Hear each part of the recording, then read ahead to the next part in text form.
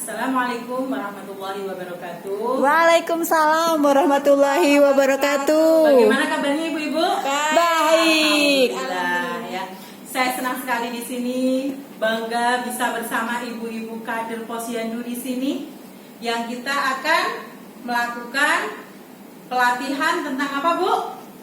Pelatihan kader Posyandu. Silahkan dibaca, Bu. Kami bangga menjadi kader Posyandu, membantu anak balita dan ibu hamil menjadi lebih sehat. Betul, itu jargon kita. Tetap semangat, Bu. Semangat. Oke. Nah, di sini kita akan belajar tentang apa, Bu? Ini apa, Bu? Buku KIA. Ya, sudah biasa ketemu ya, Bu, ya, dengan buku itu? Iya. Sudah sering menggunakan? Sudah. Betul ya. Tapi di sini nanti kita akan bersama-sama sharing tentang media yang lain, Bu. Media penyuluhan selain buku KIA. Karena apa, Bu? Karena apa yang akan kita sampaikan itu sasarannya berbeda-beda. Ada yang kita pengennya mereka berubah dalam pengetahuan, ada yang pengen perubahannya dalam bersikap, ada yang perubahannya sampai ke perilaku. Makanya di sini nanti kita akan belajar bersama, sharing ya tentang media penyuluhan. Sebelumnya perkenalkan diri dulu. Nama saya adalah Siti Rofiah, saya dari Poltekkes Kemenkes Semarang. Ada yang sudah kenal, Bu? Pernah ketemu dengan saya? Sudah. Ya, karena kita sering mengabdikan masyarakat ke masyarakat sekitar ya, jadi ibu kader beberapa mungkin sudah sering ketemu dengan kita ya. Saya dipanggilnya Bu Rofi dengan nomor HP dan email itu yang saya cantumkan. Nanti silahkan kalau ada yang mau klarifikasi atau ada yang mau didiskusikan, silahkan hubungi di nomor tersebut. Nah, untuk selanjutnya kita konsentrasi dulu ya, Bu ya. Ya. Karena sekarang sudah jam siang, tapi semangat harus tetap pagi. Oke. Ibu, kalau saya sampaikan halo, Ibu jawabnya Hai. Ya. Kalau saya sampaikan hai, Ibu jawabnya Halo. Oke. Hai. Halo. Halo. Hai. Oke, bagus sekali. Berarti masih on semuanya ya. Memang Ibu kader itu hebat semuanya. Oke, Ibu, saya mohon pendapatnya. Bagaimana dengan gambar ini? Oh, diskusi, Bu. Diskusi, betul. Bagaimana dengan kondisi diskusinya? Rame ya, Bu. Itu kayaknya ada beberapa orang di sana. Rame. Nyambung nggak, Bu? Sepertinya kok enggak ya, Bu, ada yang tengok itu ya, Bu. Iya, itu nengoknya kok ke samping ya, Bu ya. Berarti nanya dengan di sampingnya itu, Bu. Iya. Pak, itu apa sih yang dimaksud? Itu seperti itu nanyanya. Kemudian yang pakai topi kuning juga kayaknya mau klarifikasi itu maksudnya apa ya. Nah, kemudian yang merah juga kelihatan bingung itu. Nah, itu kenapa, Bu? Kenapa kok bapak-bapaknya pada bingung itu? Enggak mudeng paling ya, Bu, mungkin. Ya, karena kurang jelas untuk yang disampaikan. Karena apa? Kalau dilihat itu bapaknya bawa alat enggak? Tidak bawa alat. Itu karena tidak ada jembatannya, tidak ada alat penghantarnya, tidak ada medianya. Maka di sini saya akan sampaikan tentang media penyuluhan. Nah, nanti media penyuluhan ini akan digunakan oleh ibu-ibu kader dalam menyampaikan materi kepada masyarakat. Nah, tujuan pembelajaran umum di pertemuan ini adalah setelah mengikuti pembelajaran ini, peserta mampu untuk menggunakan media. Jadi tidak hanya tahu saja, nanti harapannya ibu-ibu kader ini bisa menggunakan medianya. Oh, saya mau gunakan buku KIA. Oh, saya mau menjelaskan tentang tanda bahaya kehamilan. Oh, saya mau pakai pantom bayi karena saya akan menjelaskan tentang cara menyusui yang benar pada ibu hamil trimester ketiga. Oh, saya di sini akan menggunakan poster karena di sini yang saya jelaskan tidak hanya 1 atau 2 orang, tapi ada kelompok kecil 3 sampai 5 orang misalnya. Nah, di situ ada beberapa pilihan media. Nah, bagaimana ibu kader itu bisa memilih media, bisa menggunakannya secara betul. Oke, Tujuan pembelajaran khusus pada pertemuan ini adalah yang pertama, setelah mengikuti materi ini, peserta dapat 1. Menjelaskan pengertian media penyuluhan. Apa itu media penyuluhan? Nanti akan kita pelajari. Kemudian menyebutkan jenis-jenis media. Ya, nanti kita akan kenalan ada apa saja sih media penyuluhan. Kemudian yang ketiga, bagaimana menggunakan media penyuluhan. Nah, ada 3 tujuan pembelajaran khusus yang akan kita capai dalam pembelajaran ini. Yang pertama, pengertian media. Ya, mungkin Bu Sinta bisa menyebutkan apa itu media, Bu Sinta?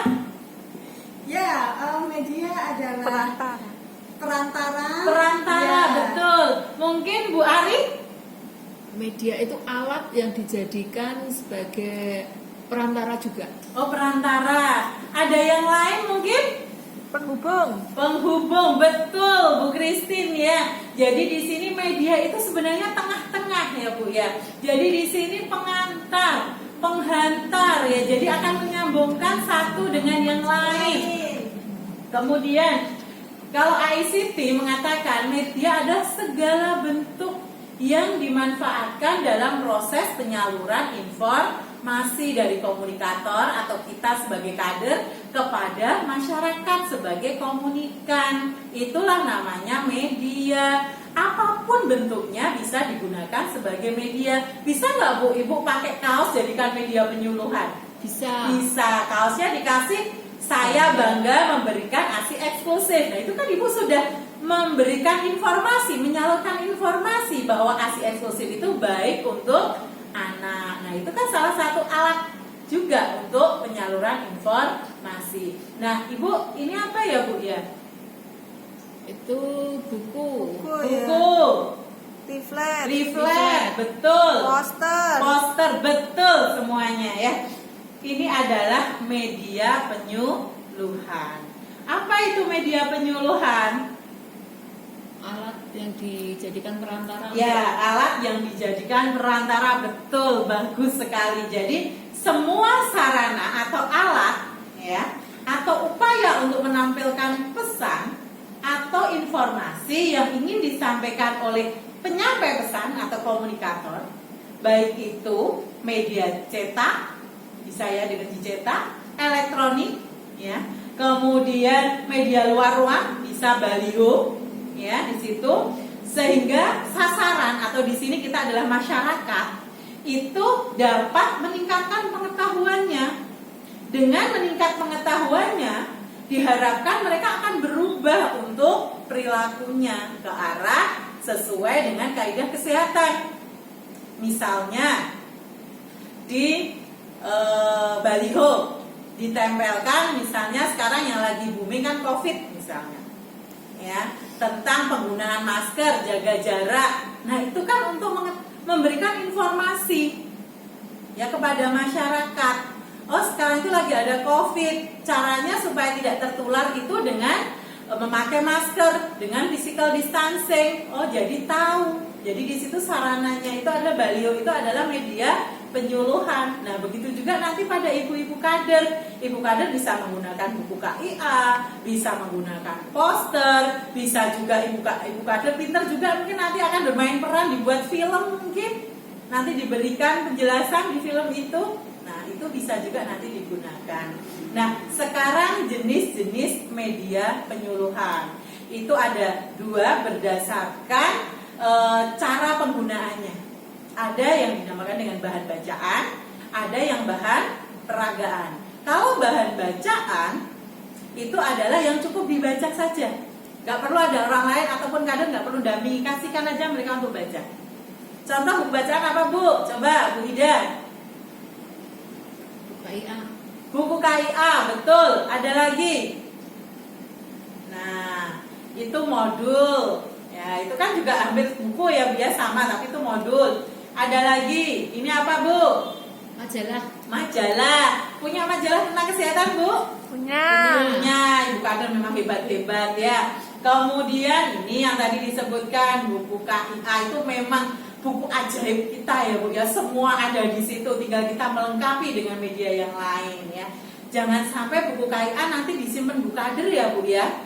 Karena ada itu di negara antah berantah sana, buku KIA-nya biar nggak rusak disimpan Bu Kader. Masyarakat nggak bawa pulang, padahal itu adalah jenisnya buku bacaan Bu, bahan bacaan. Jadi mereka dibawa pulang kemudian dibuka-buka supaya mereka tambah informasi yang didapatkan. Kemudian leaflet itu bentuknya yang dilipat-lipat itu Bu. Bu Kader pernah membuat barangkali? Oke, besok kita belajar membuat ya Bu ya, nggak apa-apa. Mungkin kemarin masih pakai selalu buku KIA, besok bisa inovasi yang lain. Kemudian tabloid, ada ya Bu yang sering langganan tabloid ya.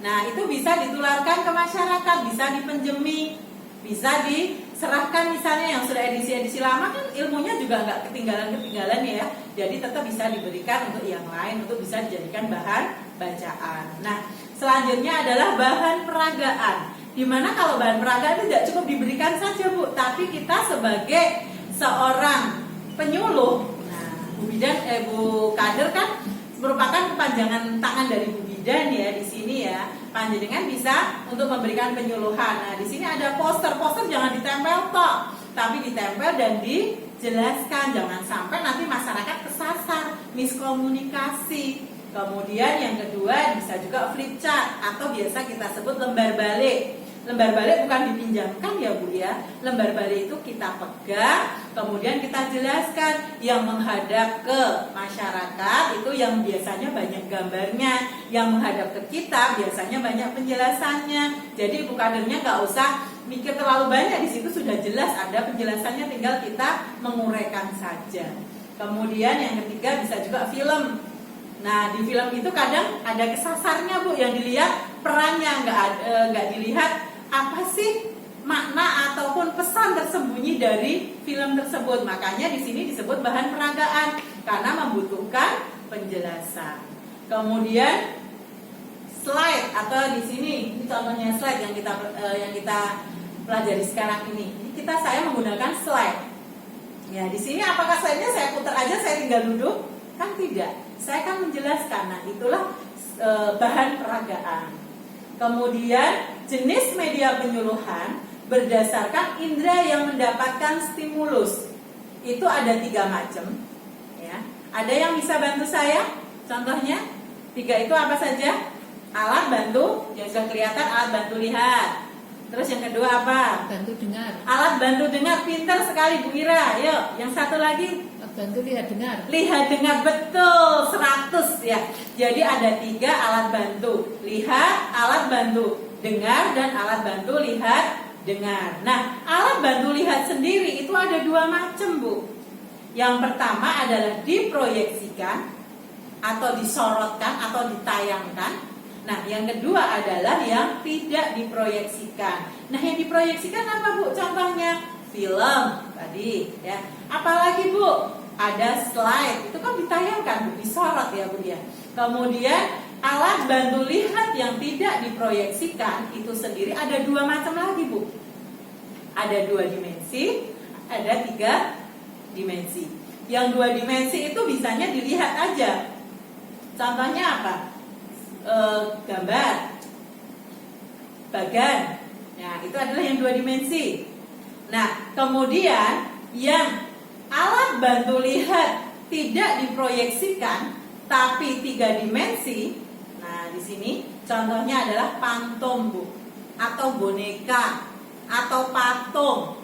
Nah, di sini bisa digunakan untuk praktek ataupun simulasi. Nanti kita akan coba Bu di belakang ya. Bagaimana sih kalau kita menggunakan yang 2 dimensi yang tinggal baca aja, atau yang 3 dimensi yang bisa digunakan untuk praktek. Silahkan nanti ya. Kemudian yang kedua adalah alat bantu dengar tadi ya Bu Ira yang mengatakan ya. Contohnya apa Bu alat bantu dengar Bu? Anak sekarang biasanya kurang begitu familiar ya Bu ya. Radio. Sekarang ngapain dengerin radio? Kadang sudah kalau nggak ada gambarnya kurang menarik. Nah sekarang pakai yang ketiga, alat bantu lihat dengar. Ada suaranya, ada Gambarnya. gambarnya. Contohnya apa? TV, TV. Kemudian apa ini Bu? DVD. DVD, ya betul ya Bu Ira ya. Jadi di sini alat bantu lihat dengar itu ada dua indera kita yang dirangsang. Apa? Telinga dan mata. Harapannya dengan semakin banyak indera yang dirangsang, maka pengendapan informasi itu akan semakin baik. Oke. Nah, sebelum kita masuk ke evaluasi, kita akan praktekkan ya Bu ya. Oke, silakan saya dibantu untuk satu volunteer. Boleh Bu Ira atau Bu Ida? Boleh, Silakan. saya. Oke. Saya akan praktekkan dulu bagaimana sih kita menggunakan buku KIA. Buku KIA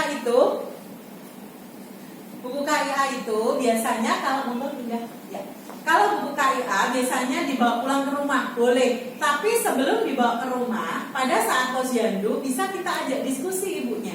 Kita buka misalnya di sini tentang tanda bahaya kehamilan misalnya. Nah, di halaman 6 buku KIA, Ibu kita jelaskan. Ibu, ini saya sambil duduk juga ya. Mohon dipegang dulu, Bu.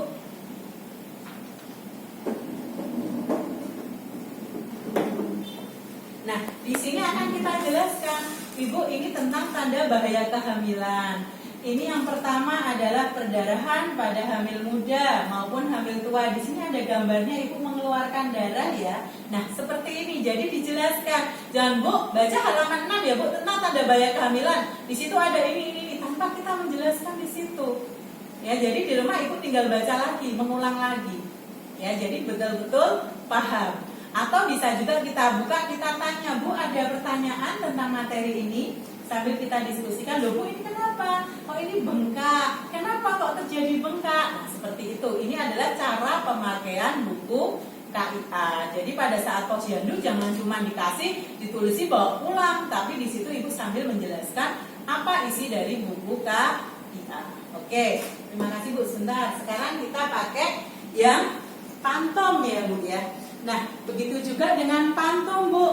Kalau kita ingin menjelaskan tentang ASI, pemberian ASI pada ibu hamil trimester ketiga misalnya, kita jangan pantomnya dipegang Bu, ibu kadernya terus, jangan. Tapi kita sebagai kader juga mengajari ibu, ini kan ibu sudah hamil 8 bulan, sebentar lagi kan sudah menginjak 9 bulan melahirkan ya Bu ya. Nah, makanan terbaik bagi bayi adalah ASI. Nah, bagaimana sih cara kita memberikan ASI pada bayi supaya bisa memberikan pertumbuhan yang optimal? Nah, di sini saya ajari ya Bu ya cara memberikan ASI-nya. Nah, sebelum memberikan ASI atau sebelum menyusui, tolong Ibu cuci tangan dulu. Jadi kondisi Ibu sudah bersih ya. Sudah cuci tangan, silahkan dibuka untuk bajunya. Maaf, sini tidak dibuka ya Bu ya. Dibuka, kemudian payudaranya dikeluarin ASI-nya dengan memencet daerah puting dan lingkaran hitam di samping-sampingnya. Ya, kemudian sampai samping-samping hitam itu ya Bu, jangan di putingnya toh. Nanti khawatirnya malah lecet. Nah, di situ udah dikeluarin kemudian dioles. Nah, itu kita jelaskan secara detail. Baru setelah itu Ibu ini bayinya digendong ya. Ini enggak seperti ini Bu, langsung masuk. Nah, ini. Jadi kita ajari betul prakteknya. Ini sudah, kemudian tangan Ibu dibopong bayi. Nah, kemudian perut Ibu menghadap perut bayi, tangan adik ke belakang. Jadi medianya ini benar-benar kita gunakan maksimal. Jangan dipegang, kita sampaikan informasi-informasi benar-benar kita praktekkan di sini. Nah, putingnya dimasukkan ke mulut bayi ya Bu, pakai tangan kanan dengan 4 jari menyangga, kemudian 1 di atas. Nah, disampaikan Bu. Kemudian sampai menyusu melekat ya, melekat bagus. Kemudian setelah bayi terlihat tenang, kenyang, payudara sudah terlihat kosong, terasa kosong. Nah, kita jangan langsung ditarik Bu, baik ajari ibunya. Bu, cara melepasnya dengan ditekan di ujung bibirnya. Nah, kita ajari juga. Jadi benar-benar ibunya itu paham betul. Media ini benar-benar bisa membantu ibu untuk tahu informasi yang kita berikan. Nah, sudah Bu, ini diolesi lagi. kemudian tubuh agak kering, kemudian bayinya disendawakan. Nah, diajarin ini medianya gunakan. Oh, ini Bu bisa seperti ini dengan ditepuk-tepuk atau bisa juga ditengkurapkan. Oke. Nah, kalau enggak sudah ditengkurapkan. Nah, itu seperti ini ya Bu ya. Terima kasih Ibu. Nah, ini adalah cara untuk menggunakan media pantom ya Bu ya. Nah, sudah 2 media yang kita praktekkan. Oke, sekarang kita akan mengevaluasi. Nah, tadi apa yang dimaksud dengan media penyuluhan? Ayo Bu. Ya, media alat penghubung ya.